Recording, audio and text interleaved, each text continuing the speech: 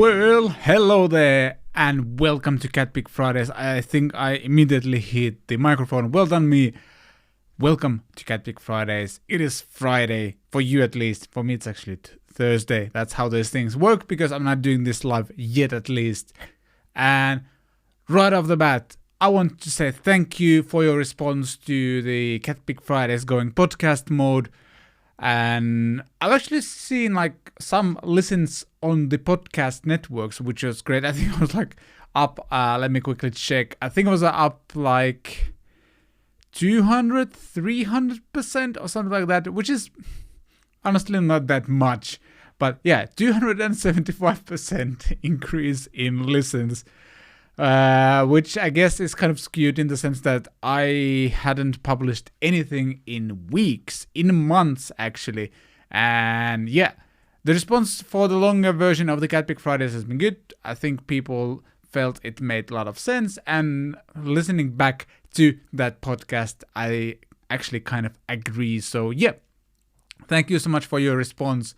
It was really, really cool to see that, and I think I'll keep doing this. I'm still kind of practicing to work out some of the details to make this a live thing. And I actually did an improvised live stream on YouTube on Wednesday this week, where I just got a pedal and decided to unbox it and try it out live on YouTube. And that was fun. Again, kind of working out a lot of details to make this show live and maybe start just live streaming more in general. Time is, again, a bit of an issue for me because of my time zone, but I'll work it out as well at some point. We'll see what I can do.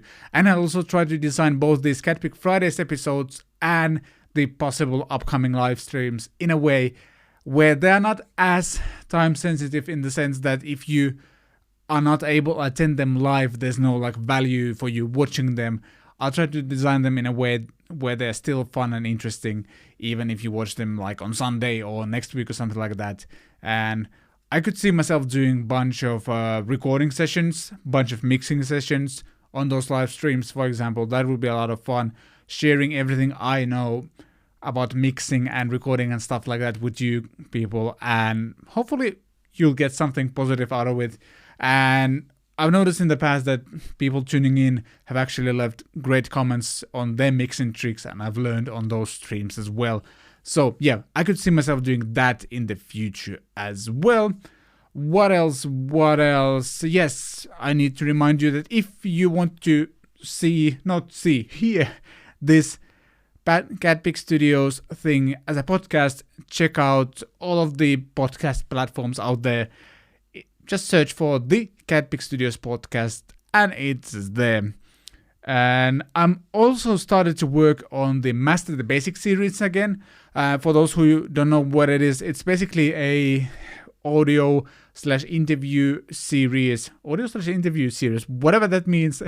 It's that I have a guest on each of the episodes, and that guest teaches us something about music that will help you improve on your musical journey, whether it's how to prepare for a gig, how to play slide guitar, how to write instrumental songs that are interesting.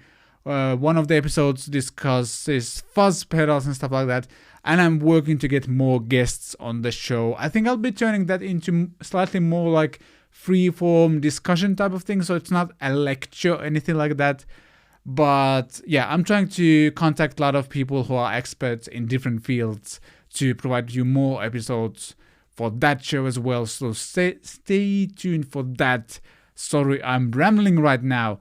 And yeah, this week has been busy again, bunch of stuff happening, and I think we could actually right away jump to the random positive thing, because positive things have again happened this week. Yeah, that is amazing. Yay. Wow, so great.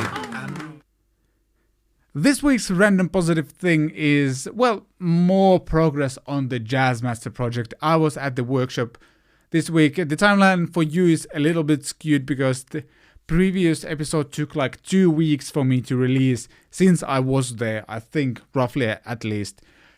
But yeah, I was there this week again, and we made some great progress.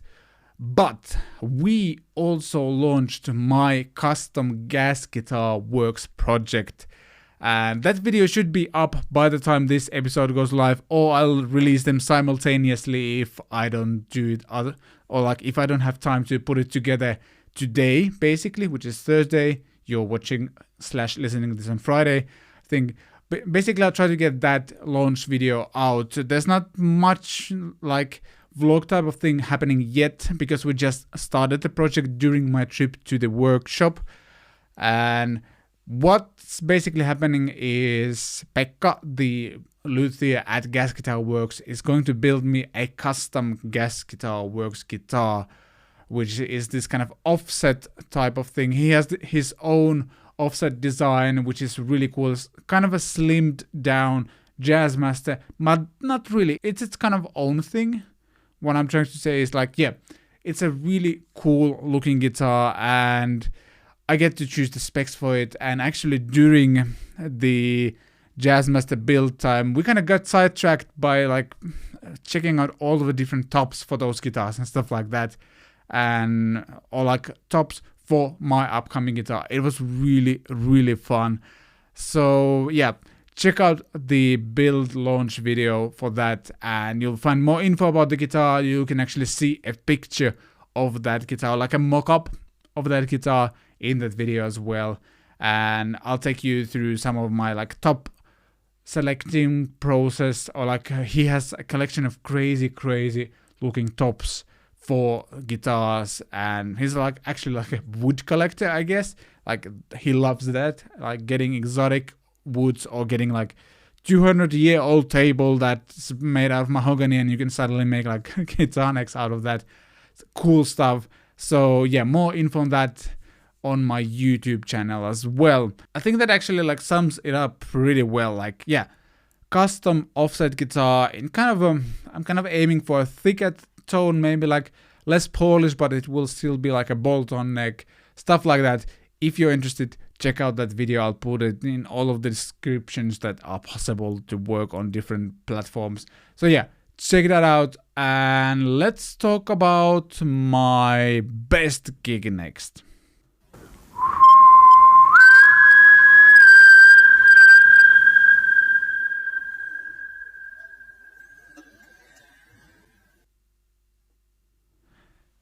My best gig has to be the thing we did at Rocking 1000. This was not 2020 because 2020 was the lockdown year. So the summer of 2019. So the story goes as following.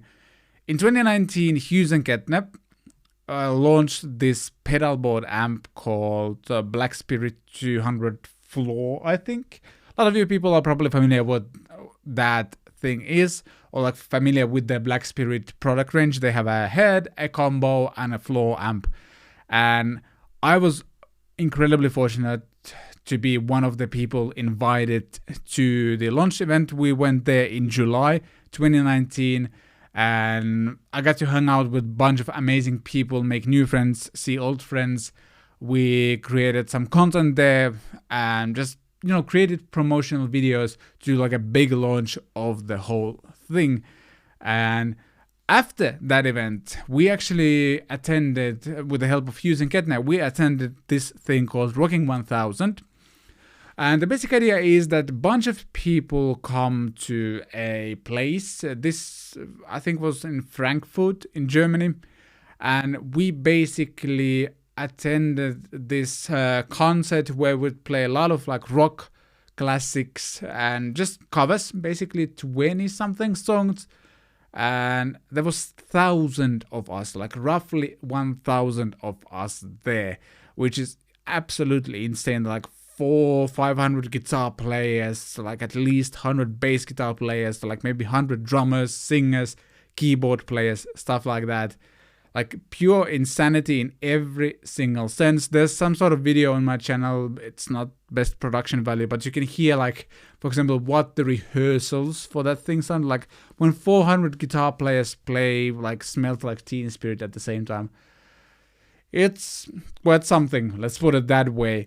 And yeah, it was a really, really fun thing. Slightly frustrating as well. Like the Italian guys who are organizing it, they have an interesting style of kind of trying to lead the whole thing. It wasn't like best organized event ever. Sometimes we're told to gather at the arena we were playing at to practice, and then we would spend like an hour, or even I think we one time spent like 2 hours waiting for the rehearsals to actually start, which was really, really frustrating. And then we also were we were at Germany, which means like on Sundays everything closes, and we couldn't get like any food anywhere around the arena, which was crazy. And yeah, that was also a problem there that time. And yeah, even though it wasn't like perfect in that sense, the gig itself was freaking amazing. Playing in that gigantic band with a bunch of my friends around me, behind me. Somehow I ended up in the front row of the guitar players, or like guitar. I think we were guitar left. And yeah, that was amazing. Oh, by the way, I should mention, like, the way that whole thing is coordinated is that everyone gets a pair of wireless headphones, and we get like our own mix track into that headphones.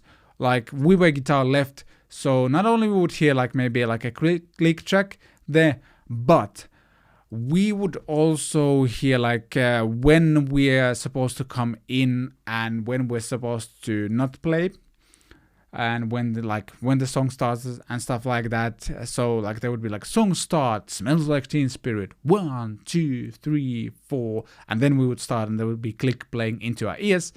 And yeah, basically like all of the songs were pre-arranged, and we were told to learn different parts of those songs.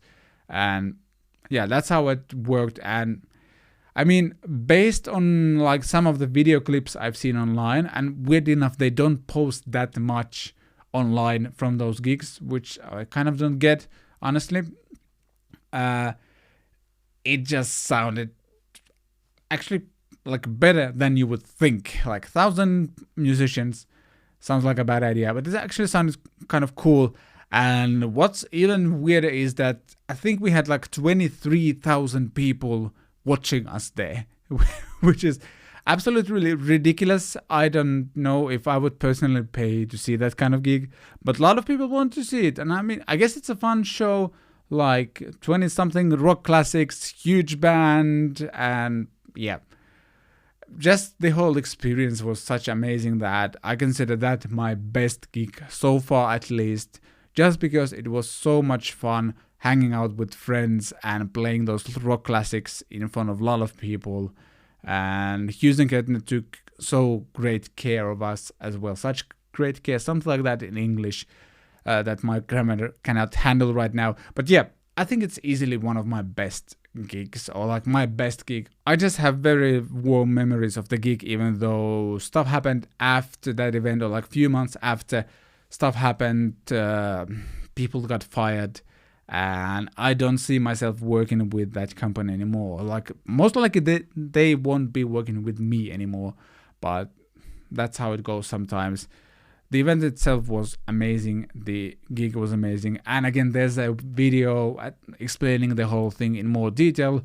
I'll put the link below in the description if you want to check it out. Sorry for the audio quality on that video, I don't remember why I was recording it like that.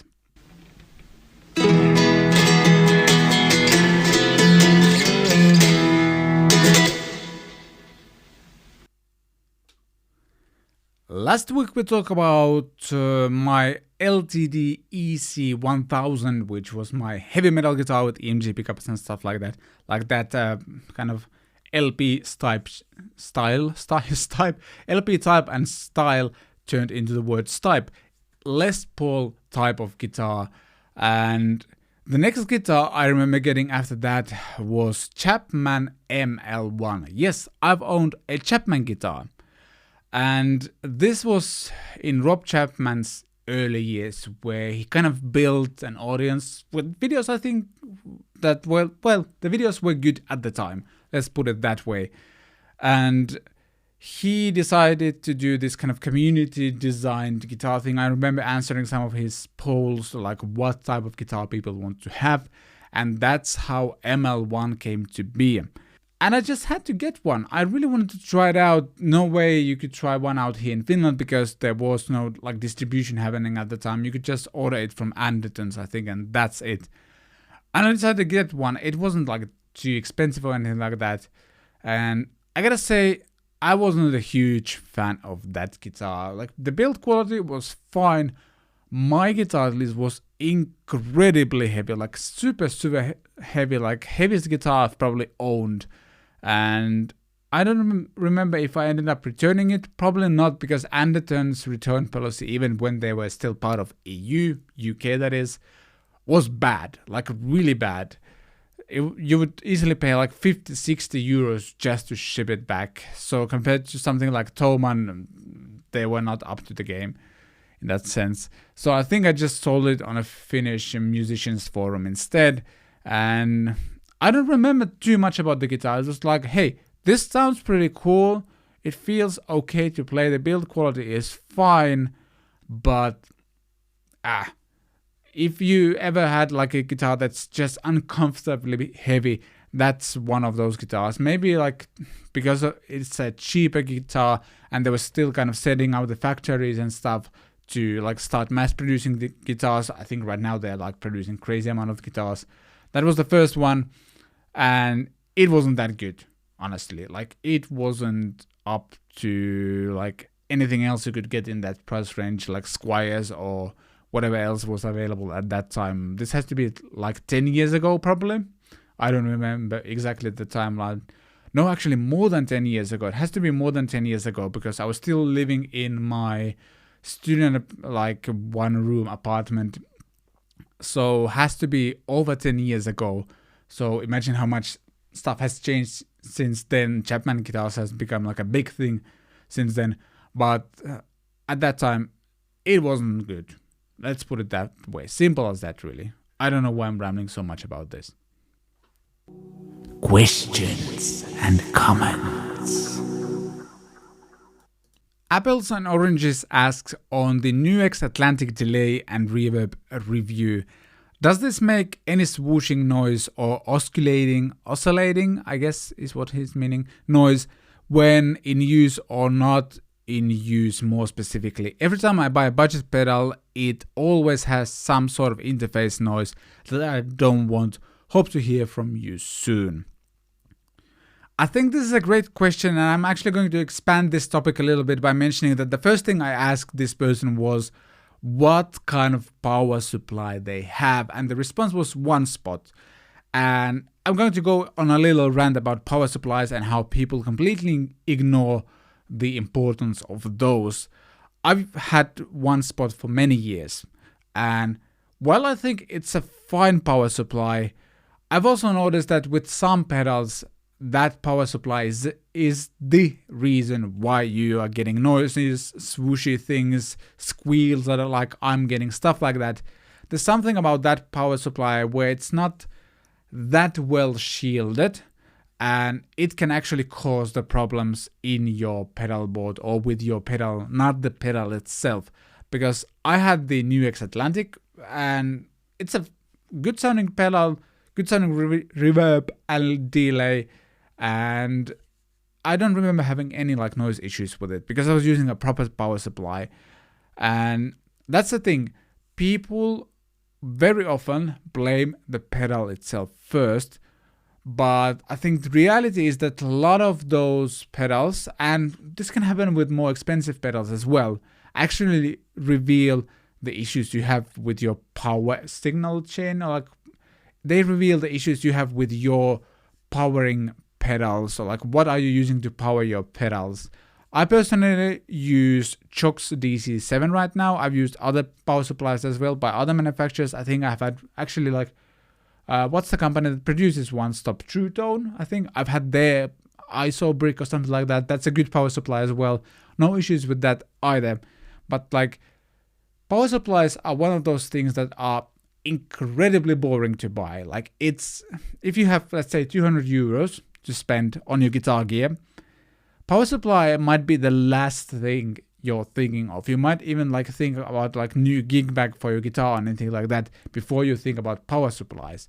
But the thing is, once you get a good power supply, you're done. Like, especially like power supplies nowadays can provide incredible amount of power for so many pedals, and the prices are very decent. Let's say I'm actually going to Google quickly how much, for example, that Jox DC7 is as I'm talking here.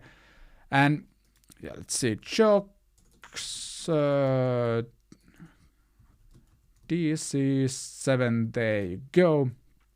239 euros at the moment right now, and prices may vary depending on your country and the VAT. This thing has 7 isolated outputs, and all of them can put out up to 660 milliamps. And they also provide you a bunch of cables that allow you to like combine few outputs so you can power your HX Toms and stuff like that. And actually with each output you can also select between 9, 12, 15 and 18 volts. That thing is crazy. There's also a USB out that allows you to charge your iPad, for example. So get something like that. This is in no way sponsored by Jox or anything like that, but get a proper power supply once and you're done. All of your noise issues will be gone. Like most of your noise issues will be gone immediately. And it makes such a difference when you don't have to spend like time troubleshooting where the noise is coming from, why is it squealing, like why is it feedbacking, anything like that. Proper power supplies make such a gigantic difference. And that's my lesson or gear lesson of the week. Get a power supply that is properly isolated and gives you all the power your pedals need, and you will thank me later if you haven't done that already. Wait, no, I don't think that's how it goes, but I think you get the idea. Moving on to the next thing. Quicksilver on my previous Jazzmaster build vlog. You should build one and then give it away when you reach 10k subscribers, haha.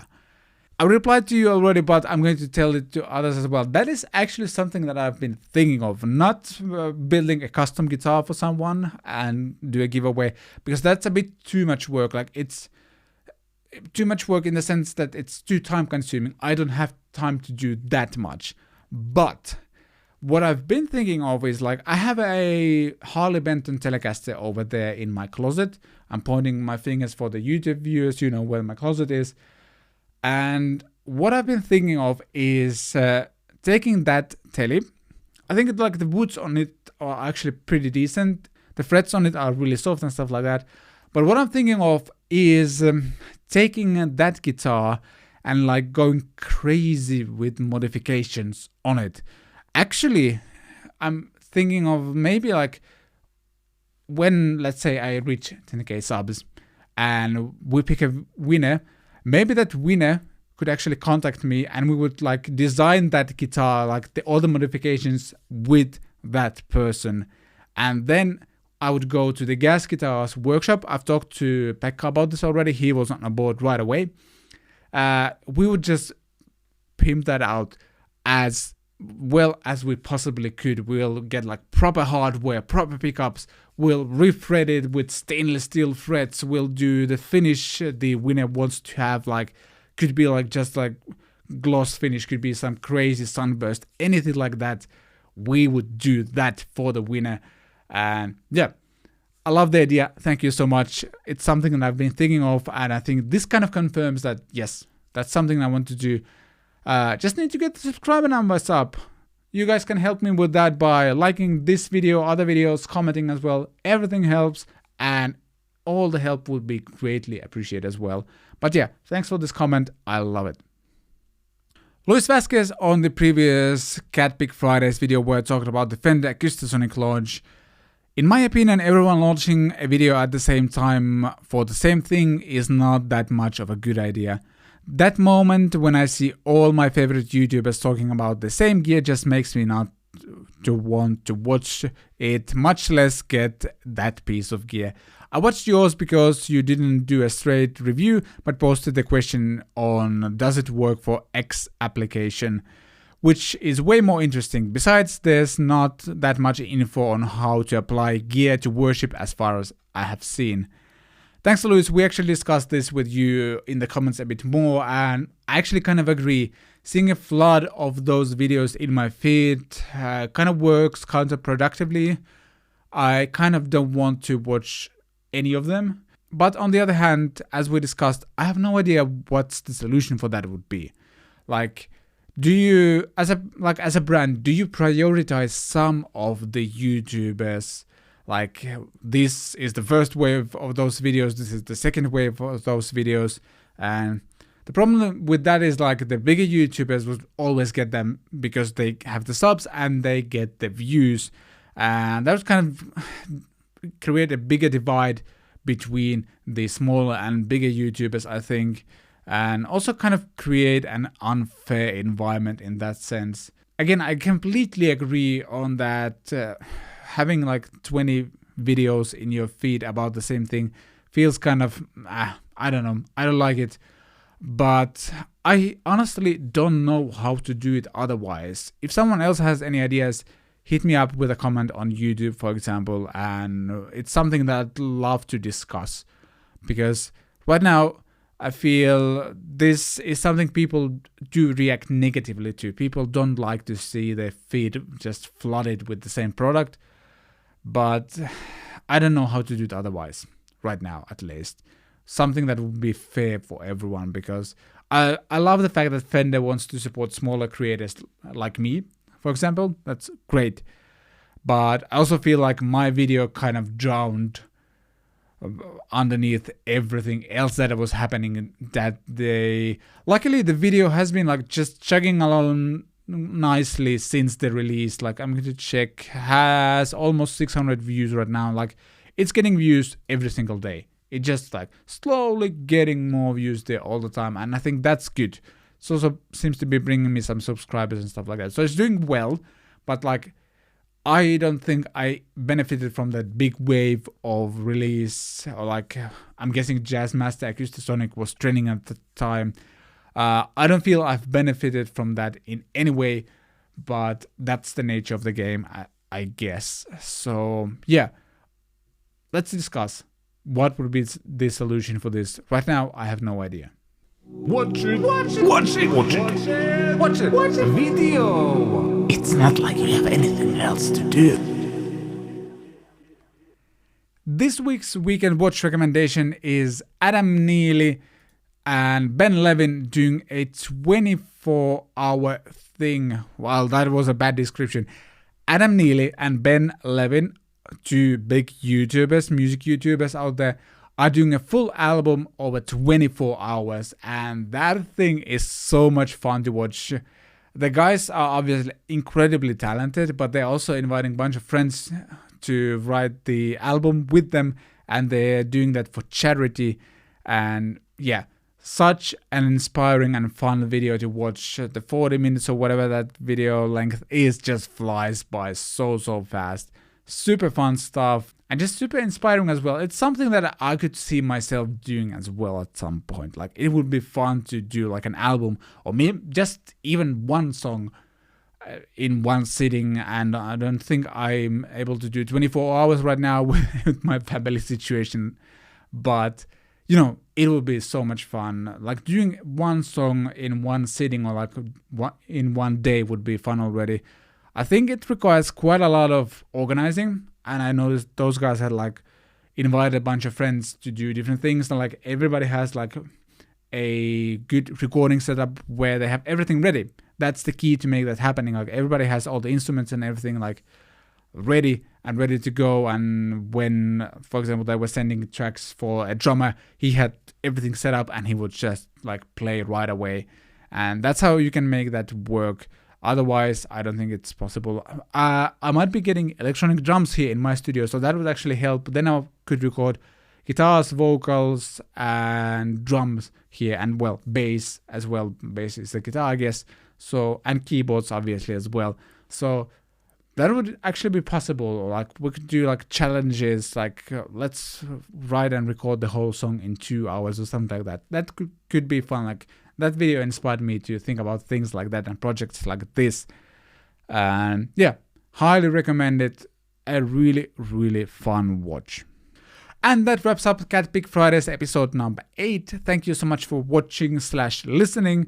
Links below to all kinds of stuff mentioned in this episode in the description, whether you're on podcast platforms or on YouTube. And stay tuned for some really fun videos pretty soon. I think singing gear demos might be making a comeback. Just a teaser. So yeah, have a great weekend. Thank you so much for watching. Like, share, subscribe, links, something like that in the description as well. Thanks. Have a great weekend. See you next time.